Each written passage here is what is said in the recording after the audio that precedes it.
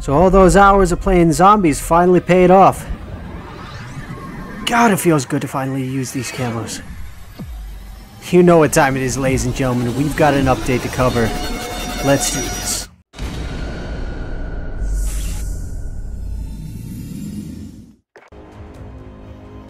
So how is it going?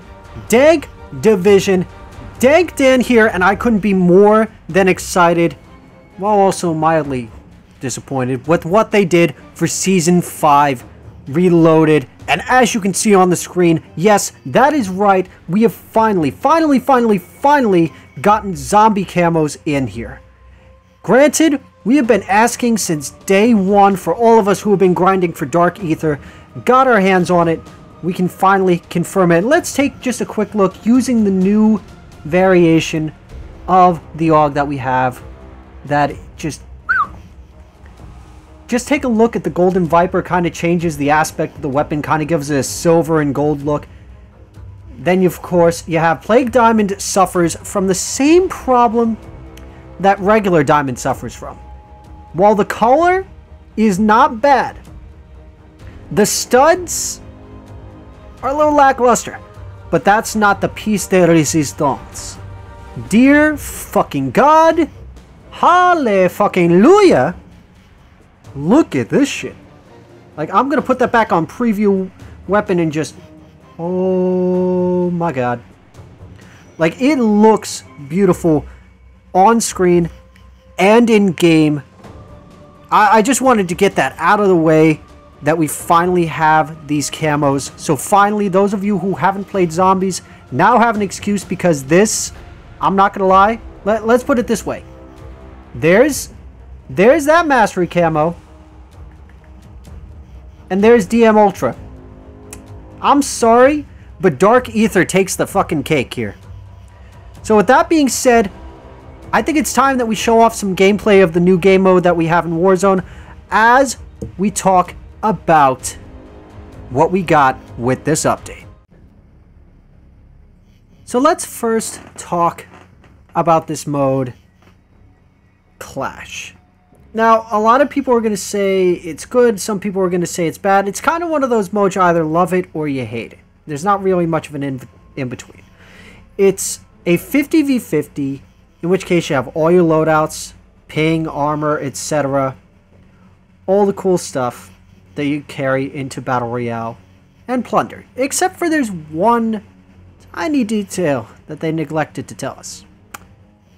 Clash has replaced Plunder for the remainder of the week. We will not see any variation of Plunder for the remainder of the week. So for those of you who want to test, test some weapons, the only place you have right now is Clash. Otherwise, you gotta fight your way through 1 million people in Battle Royale or Rebirth Resurgence quads or trios in order to even get a chance to test your weapons.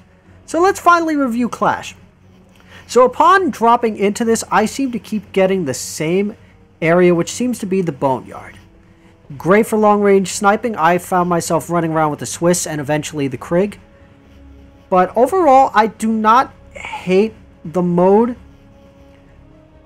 But right off the bat, it gets rather sweaty rather quickly. And you find yourself going from having a TDM match to having a you're lucky if you hit the ground before someone snipes you from across the map type of moment. But what I'll give them is the fact of having the different objectives. Hey, kill the high value targets. In other words, kill the best players on the team. Also having it that you have a random juggernaut drop at times, having the objectives that you can take, making it kind of like domination. Overall, this is not a bad way to go about it. I just wish that a mode like this existed in custom games, because this has custom games potential. It's enough fun that if you played this with people you know, it would be a field day. But the fact that you have to play 50v50 with randoms, good luck. But overall, I'm not complaining about the mode. In fact, I welcome it, aside from the fact that Plunder is missing at the moment. So, moving on to the next subject of the matter, let's talk about one of the quickest nerfs I've ever fucking seen. Yes, that's right, ladies and gentlemen. Briefly, DMR Zone was fucking back, because when they came out with the update, they buffed the DMR for a very short period of time. Now, why? I don't know. The neck multiplier and the upper torso multiplier was at 1.1. So all of a sudden, the DMR went from useless to completely viable to broken all over again. And that was the only weapon you saw this morning. They immediately nerfed it right back down. Right back into the ground almost instantaneously. So DMR zone ain't gonna happen a second time. They also fixed a few bugs. This includes fixing a visual issue with the season progressional menu icons, fixed an issue causing some weapons found via supply box or ground loot to change rarity colors after being picked up, fixed a couple of various elements to appear misaligned in non-English languages, and fixed issues with various dynamic weapon icons in both the menu and in-game. Now let's talk about the playlist that we are going to be seeing. So for the remainder of this week, sorry, you're going to have BR, solos, duos, trios, quads. That's always a given. The new mode Clash is going to be around for quite a while. And for Rebirth, you have not only quads, but trios. So if you only want to run with a group of 3, you could do that. You want to run quads? You can run quads. Next week, that's right, next week, we will see Blood Money come back. That's right, we'll have Plunder back in the form of Blood Money quads.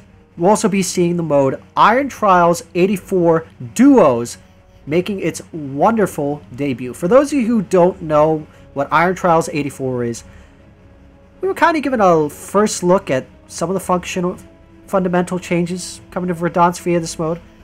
How this is going to work is they're going to alter the health and regeneration, remove any free loadout drops, new Gulag rules, they're going to adjust environmental hazards, as well as add some classified weapons.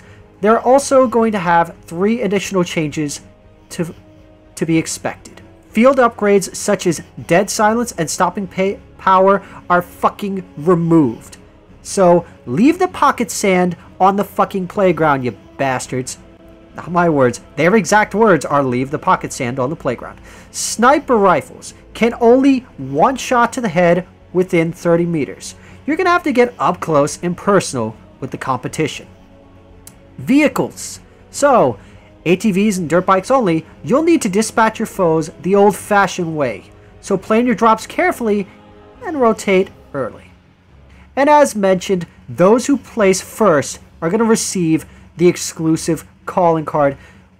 They'll be availing the full extent of the changes as they draw closer to the playlist update that is going to include Iron Trials 84 sometime next week.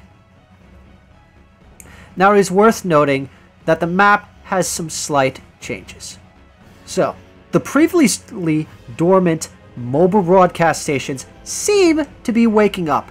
It's suspected that they will be continuing to amplify the Dragovich program, aka the numbers broadcast, across the region. It's also been reported that the Red Doors have new unusual activity in the Red Door rooms. For those of you who wonder, I'm going to leave a link to Geeky Pastimes' video. There is a new Easter egg involving the Red Doors, and because I haven't been able to accomplish it myself, better to let him explain it to you. It involves going through the Red Door, finding the one door that doesn't have the lightning, taking it to the graveyard, and using pretty much a stick. Well, the cane, but tomato. What's better yet, we already talked about how we got the zombie camos. That is obviously awesome. One of the biggest complaints that we had pre-Season 5 Reloaded was the ground loot. If I had $1 for every time I picked up a fucking Magnum, followed by a sniper rifle, and then a thermal M60, fucking shoot me. I'd be rich, I'd retire, I'd take a nap. Well, good news. They've changed the ground loot and the supply loots. Whether or not that means we're actually going to have viable weapons, still have yet to see because I haven't really dug into the Battle Royale and the Rebirth Resurgence just yet. They also have new Gulag loadouts, so what we will be seeing there, we do not know. You also have new pre-match loadouts. It's also worth noting that we also are getting closer and closer to September 21st. Yes, that's right. On September 21st, the Numbers event will be dropping. This is a limited time event that begins, as I said before, on September 21st. The Numbers. Those brave enough to investigate these mobile broadcasts scattered across Verdansk will receive the following incentives. An instant $5,000 cash bonus in the current match. For each mobile broadcast station activated during the event, you will receive an exclusive reward such as a sticker, calling card, or charm in addition to some XP. You can complete all these challenges in the number events either in Warzone or Cold War to unlock the Psi weapon. This event is also going to include 9 challenges within Warzone which are based around the active broadcast stations in Season 5 Reloaded. Through these challenges, you can unlock even more cosmetic rewards as well as an arcade game for your collection by completing event challenges in Black Ops Cold War. Unlock the first ever reward, the Psi, by completing a full set of challenges in either game starting, as I said before, September 21st. Now, the last thing that I'm going to briefly talk about is some of the weapon changes, but first, let's talk about some of the other bugs they fixed. They fixed an issue which caused player models to appear to have 2 left hands after free-falling with any akimbo weapon equipped, which is high fucking hilarious. They fixed additional collision issues with various elements fixed all across the area. They fixed an issue causing players to not receive the squad wipe notification when finishing the last member of an enemy squad. This was a pain in the ass because quite often you'd wipe an enemy team and go, well, where's the last guy? No, you just wiped the last guy. They didn't tell you. They also fixed an issue causing players to remain stuck in the blank tablet screen while using the RCXD kill streak. Finally. They also fixed an issue causing the audio for certain finishing moves to not play properly. They also fixed an issue causing thermite damage to persist upon redeployment after exiting the gulag. That is hilarious. They also fixed an issue where a bounty contract would display placeholder text. They also fixed an issue where a squad wipe wouldn't count if the last enemy was holding a self-res. They also fixed an issue where players could regenerate armor plates while using the tempered perk. Aw, I kind of liked that one. They also fixed an issue where revive and self-revives were incorrect in private matches. They also fixed an issue where some calling cards were displaying placeholder text. They fixed an issue where trying to customize reticles would send players right back packing to the main menu. They also fixed incorrect blueprint labeling of various attachments in the gunsmith. They fixed the reticle alignment for the Swiss K31 Roman Standard blueprint. Finally, they fixed that shit. They also fixed the visual scaling for the Swiss K31 Diamond Camo. And they also fixed various other inspect animations for some blueprints that were not exactly working properly. Now, some of you might be wondering what weapons got buffed and what weapons got nerfed. Well, let's talk about it. So, let's start off with the C58. The recoil for this bad boy got adjusted. Now, whether you want to call this a good thing or a bad thing, it does kind of make it harder for you to fire because they're increasing it slightly. Their exact words are that high damage weapons like the C58 tend to adhere to a lower rate of fire and higher recoil, which generally balances out their hasty T to K potential. Much like the Krig, the C58 has a tad easier to control than they feel is appropriate for the weapon with its damage profile. While recoil adjusted can be rather nebulous, the exact details of these changes can often be difficult to quantify with numbers alone. While the C58 recoil has been slightly increased, the majority of the change will be felt in the recoil pattern deviation. When this deviation is increased, it can create subtle shifts which become increasingly difficult to compensate when you get further and further away from your target. So, another thing that they have done is nerf the EM2. The base optic eye position has been retracted. So what does this mean? The EM2 was pretty much not receiving a direct reduction to its efficiency with this change. However, with the result of the base optic being a less suitable substitute for the high magnification optics.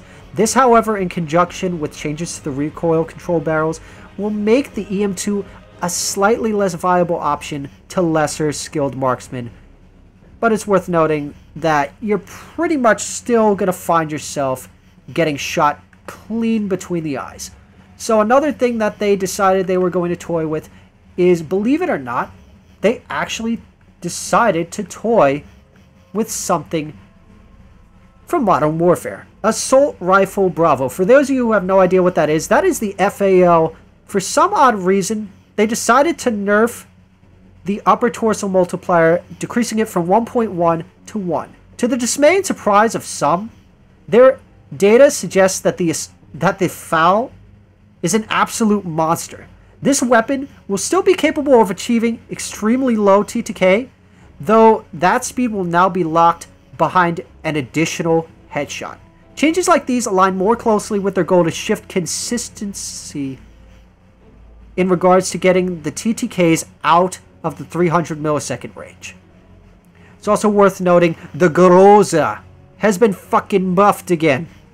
The sprint to fire speed has been increased by 15%, further proving that the Groza is pretty much setting itself up to be the best secondary to go with any sniper, because this thing is an AR SMG hybrid.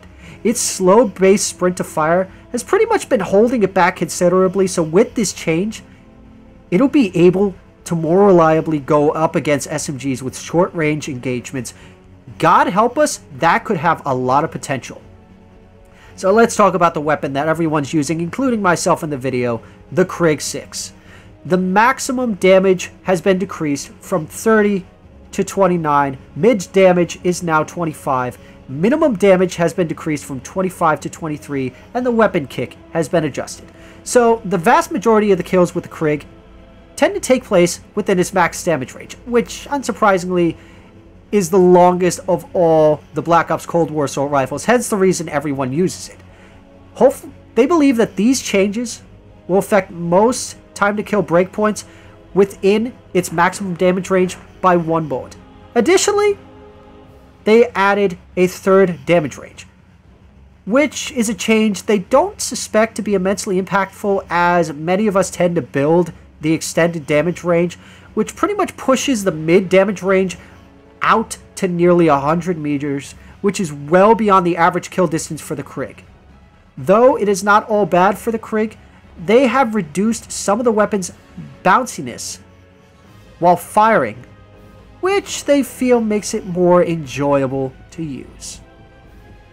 It's also worth noting that they decided to adjust one of the LMGs, and that, of course, being the Stoner. Yes, that's right, Light Machine Gun Alpha from Black Ops Cold War, also known as the Stoner 63, had its recoil increased slightly.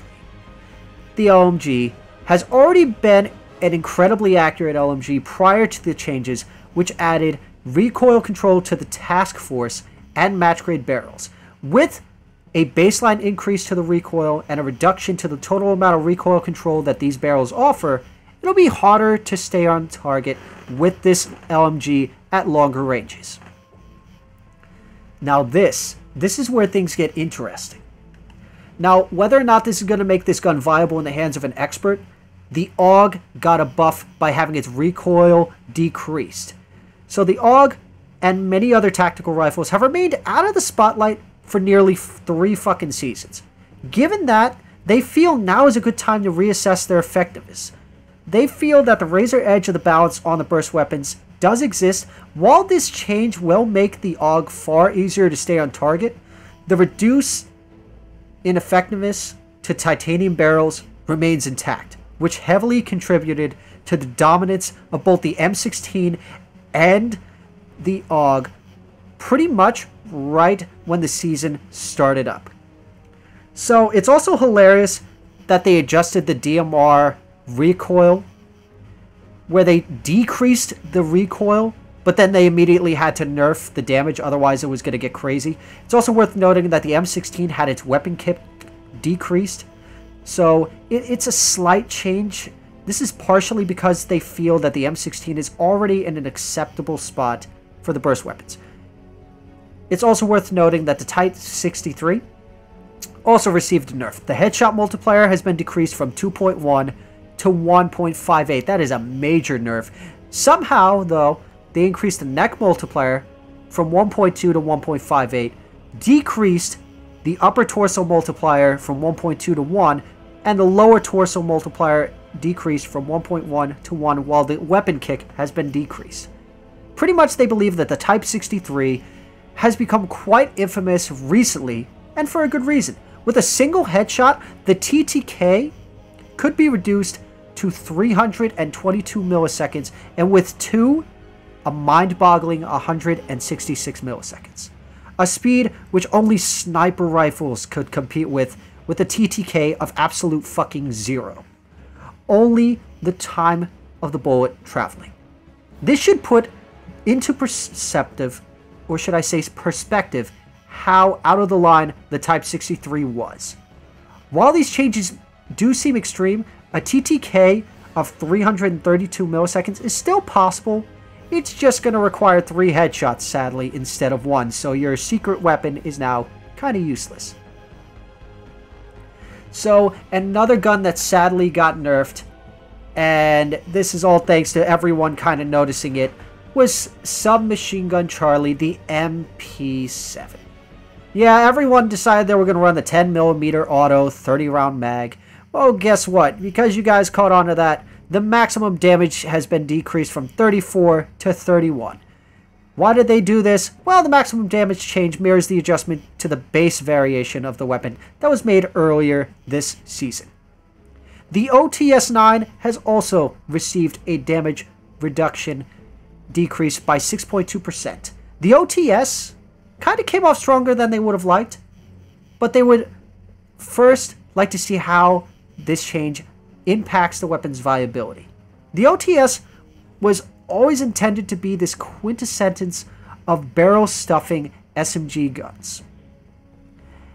A SMG that was intended to challenge shotguns with their effective damage range, which they believe is achieving that, but its maximum damage range, while shorter than each other Cold War SMG, might still be too long. So they're going to continue to closely monitor the weapon and change things accordingly. So the PPSH had its weapon kick adjusted as well as its aim down sight sway adjusted. So while firing the PPSH, the weapon would kick in a manner that would pretty much make it difficult to gauge bullet directionality. This subtle change will have a significant impact on the ability to actually finally line up your shots. So another thing that we will be seeing is that the Swiss had its recoil adjusted. They have improved the firing recoil behavior of the Swiss. They expect this change to go largely unnoticed, as it does not have a measurable impact on the effectiveness of the weapon, but should improve its overall feel. So, much like the Swiss 63, the ZRG, don't know who's been using it, who knows, also had its recoil adjusted so that when you're firing this bad boy, it ensures that it looks, sounds, and most importantly feels like one of the baddest sniper rifles in Verdansk. So, that's the weapons. Let's talk a little bit about the attachments. So for the barrels, the Ranger, Liberator, and GRU composites had their vehicle vertical recoil control decreased from 10% to 8%. You have it that the Reinforced Heavy and the VDV Reinforced / Contour barrels had the horizontal recoil control decreased from 5 to 4, and the vertical recoil control decreased from 5 to 4%. You have it that the Takedown / Contour M2 barrel had its horizontal recoil control decreased from 10% to 8%. You also have it that the Task Force barrel and every variation there is, the Spetsnaz RPK, the CMV Mil-Spec, had its horizontal recoil control decreased from 10 to 8%, with its vertical recoil control being decreased from 10 to also 8%. So in regards to the LMGs with the barrels, you have it that the match grade barrel had its horizontal recoil control decreased from 5 to 4%, and the vertical recoil also decreased to 4%. The Task Force barrel, same aspect, dropped from 10% to 8% for both recoil controls.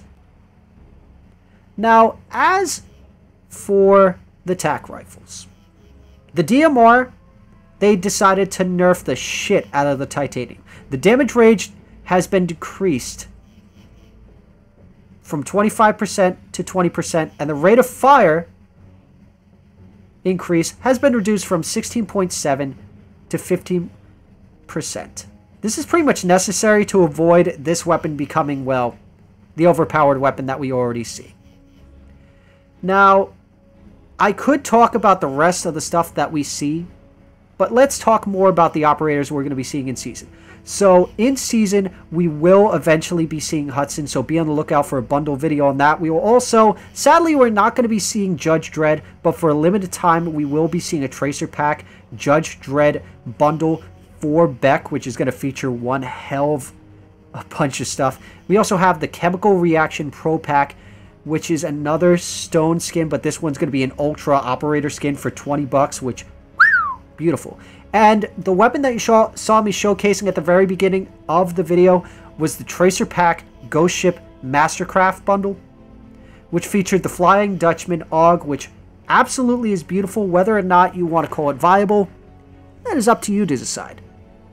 So with that being said, that is pretty much all I've got for you guys for today. Let me know down below, what did you think of this update? Was it actually worth the wait? Are you happy to finally have it? If you unlock Dark Aether and zombies, how does it feel to finally be able to use it in Warzone and show off all that hard work you put in?